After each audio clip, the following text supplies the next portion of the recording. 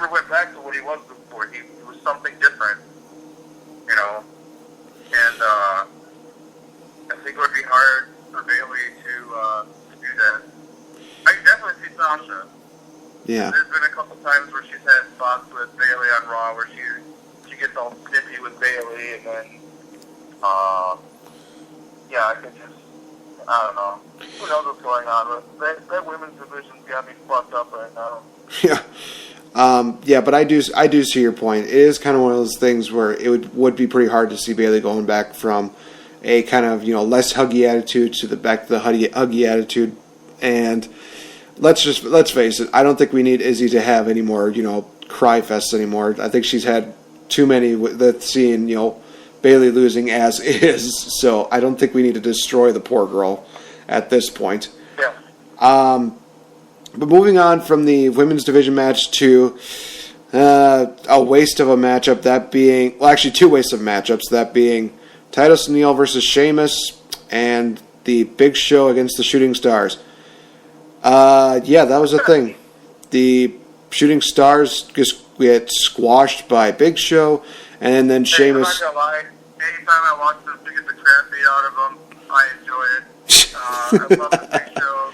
Watching him come out and just do his thing. I got a feeling he's not going to be around much longer. And, I've always respected the Big Show. I've often complained about his changes all the time because it's like he's gotten more. I think Big Show actually does legit have more heel babyface turns than Randy Orton and John Cena have matches together. I'm not sure. I might have to look it up, but I think Big Show has that lead. I think you wouldn't be wrong there, but I think the biggest change that shocked everybody more than any of his, babyface heel turns was the amount of weight that he lost and how he just looked so incredibly ripped. I mean, even tonight, oh my gosh, I just think to myself, geez, Big Show, you just look phenomenal. You look like you're just going to be one of those guys that, could literally just tear like 10 phone books in half without even breaking a sweat, compared to when he was like 500 pounds. Yeah, he's down to like what, 385, 365 now. Yeah, something like that. I think the first time he's been under 400 pounds in like over a decade. That is crazy. But the other waste of the matchup being Sheamus beating Titus O'Neil in, I guess, almost WrestleMania fashion from his WrestleMania 26. It just, yeah. I was just like, dude, what are with the big boots today? Because they've all been nasty. Right? Oh, man. So, yeah, those two matches were things. We're going to just move right along to the Seth Rollins sit-down interview in the ring with Corey Graves. And let me just say right off the bat, can we have Corey Graves just do these interviews from now on and just boot Michael Cole from that? Because, man, Corey Graves really, he seemed like he was very emotionally invested, and he made it so much more interesting. He wasn't just one of those people where he sounded like, a robot, where it's like, what do you mean by that? What does it mean for you, Seth Rollins? It actually felt like he was just legitimately good. I think it helps him being a former wrestler to go out there and do that, because he knows the flow, he knows the feel, he knows the emotion. It also helps that him and Seth, they got history together, like a lot of history. I think those two came up in the Indies together for a while. And obviously Corey having to retire because of concussions, but I think he can definitely relate to what Seth Rollins is going through right now. And I keep telling people keep doubting me, but I'm like, okay, that's two tears in the same knee. Each time you tear a muscle or a tendon or a ligament or anything like that, every time you tear something like that in your body, it'll heal, but it's never going to be as strong as it was before. And it's also going to make it a lot more susceptible to tearing again, which is why a lot of the times in sports you see people getting the same injuries, knees, ankles. Like RG3, when he played football, I think he blew out his same ankle like 2 or 3 times in like 2 seasons. But I really am worried about the future for Seth, because now having 2 tears in the same knee, he gets one more. I think he's done. You know, I think you're right.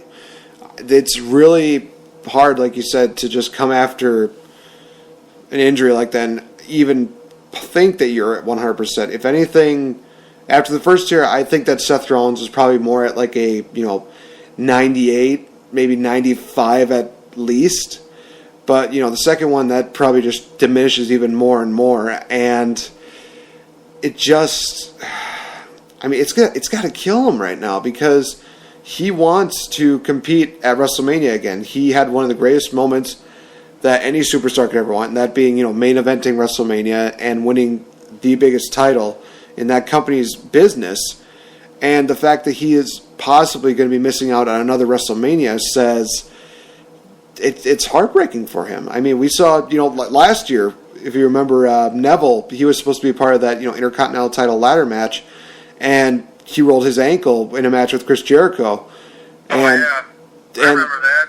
Yeah. Jericho got pissed at the ref because he's like, dude, I'm trying to end this match. He's hurt, idiot. I love the little subtitle thing that one person actually put out. I just thought that it was very graphic, but at the same time it seemed very accurate. But the WWE.com exclusive or backstage deal, Neville was talking to a doctor. He said, well, how bad is it? How bad is it? And he said, you're going to miss a few weeks. More than likely, you're not going to make it to WrestleMania. And just the emotion that came from Neville's face. Right away. It's like instant hand over the eyes. That's hard. That's hard. Especially because I believe what the rumors and everything was that he was supposed to win the Intercontinental title at WrestleMania. But I don't know. I kind of feel like everything happens for a reason, and I think him getting injured and him coming back is I think we have the best Neville we've ever had right now. And I don't know if we would have got that had he not got injured. So, hindsight being what it is, I'm kind of glad that it happened that way, because now we're getting this super fucking awesome heel, the king of the cruiserweight Neville. And he's, like I said, to me, I think it's the best he's ever been. I agree. And, the same could be said about Seth Rollins, but now, like you said, he's going through this second tear. It's going to be very tough to see him,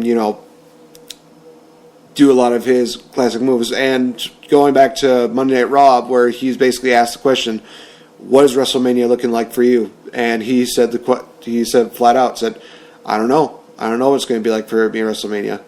Doctors are not really being that very hopeful, but I honestly don't know. And who comes to basically not crash the party, but make it even...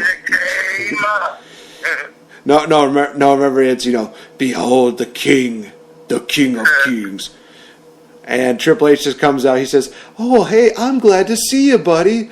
And you know what? I'm going to make things easy for you. I'll tell you, you're not going to wrestle at WrestleMania. You're not going to be there. And Seth Rollins, even with Samoa Joe at ringside as well, just blew into Triple H, and he basically said, you know what? I don't care. I will be at WrestleMania, and if I will call you out. The fact of the matter is, he's ready for a fight. And the fact that they haven't really done a whole deal where they're saying, Triple H is going to call out Seth Rollins. I honestly thought they were going to go down the Vince McMahon Bret Hart route. I thought that Triple H was going to come out and basically see that Seth Rollins is injured and say like, hey, I want to. It's like, hey, I'll compete against a match against you. Come on, man, let's do it. Get your revenge. And Seth Rollins would just be like, I'm injured. It's not going to happen. Probably not going to happen. And Triple H, maybe say something that's like, you know what? That's fine. I always knew that you were less of a man anyway. And then, of course, Seth would just, basically say, hey, I'll face you at WrestleMania, that kind of a deal. And then Seth Rollins just basically comes back like a couple weeks later, still looking like he's injured, but then he'll just drop the crutch, remove the brace, And Triple H will be like, oh, fuck. See, and I thought that was going to happen tonight. I thought he was going to come out and act all, like he's really hurt. He's getting, he's in the ring all gingerly and sit down. And then Triple H comes up, and I'm like, he's going to drop the crush. And like Triple H was it or something. But, yeah, it's going to happen. The King of Quads comes out, says you're not going to be at WrestleMania like 40 times. I think, I posted something in one of the wrestling groups, like, Triple H says you're not going to, or you better not go to WrestleMania like 3 more times. I'm fairly certain that Seth Rollins is going to show up at Mania. And sure enough, he said, you know what, I don't care what my doctors say, I will be at WrestleMania. So, I don't know. Who knows what's going to happen with that? I'm sure it'll be awesome. I think that even if this tear is, as severe as we are hoping that it's not, I see Seth Rollins competing at this year's WrestleMania, even if he has to basically have his leg decapitated. He will just say, like, I'll still take you on. I'll pull a Zach Gowen on your ass and just beat the shit out of you. Oh, well, he had his leg decapitated? Is that what you said? Yeah, just that one leg I could see him just wrestling with one leg, in all honesty, and I think Seth Rollins would pull it off. You know what the word decapitated means, right? Amputated, I'm sorry. Your head cut off. Amputated. So what are you looking for? Amputated, you goof. Yeah. I was watching that movie, I think it's Man of the Iron Fist. Yeah. And my wife is pointing at me right now because I'm about to call out on this. We're watching it, and it's the part where the dude gets his arms cut off. She comes on, she's like, what happened? Did he get his arms decapitated? Oh, God. And I was like, yo, you know what decapitated means, right? It's your head cut off. Well. So, yeah, sorry, Nate, I had to make you look stupid on our show, but. Yeah, well. You got me there. I'm still exhausted from Chicago. I'm still exhausted from this weekend, but that's still no excuse for me to mix up amputating. I woke up at 7 o'clock this morning and did homework all fucking day and then went to class. Well, fair enough. My mind is just like, that's another reason why I was like, why Raw just was kind of like blah. I was just mentally drained from, I had to do 2 projects and design a logo today for school. Nice. But let's go on to some other positive notes that came from Raw. The one being that we found out who the female inductee is going to be for this year's Hall of Fame. That being the Glamazon, Beth Phoenix, will be entering into the Hall of Fame. Just a great video package for her, showing a lot of her career highlights, including winning the Women's Championship 4 times, as well as the Divas title 1 time, I believe it was. And even that elimination with the Great Khali was just amazing. Definitely well deserved. Definitely well earned. Well, it got leaked earlier today that she was getting, and I've already seen a shit ton of people complaining about why is she going in before this person? Why is she going in before this person? Well, other than China, I think she's the only person to ever enter a man's Royal Rumble. Did she hold the Intercontinental title? I can't remember. No, but she was a part of that. China did. Yeah, that was China. I was about to say, but she was a part of the that great duo of Glamarella, which brings me to a point of I remember asking the question on our Elite Ringside Network group page of who people thought was going to induct her, and a lot of people are heavily favorably going in the direction of Edge. I was thinking either Edge or Mickie James, and then our good friend Joshua at Pro Wrestling Off Topic said, "Oh, it's going to be Santino," and I just thought to myself, "Oh God, that's right, Glamarella was a thing." Well, hold on, would it be Santino or would it be Santina? Oh my God, don't even remind me of that bullshit. Are you kidding me? Yeah,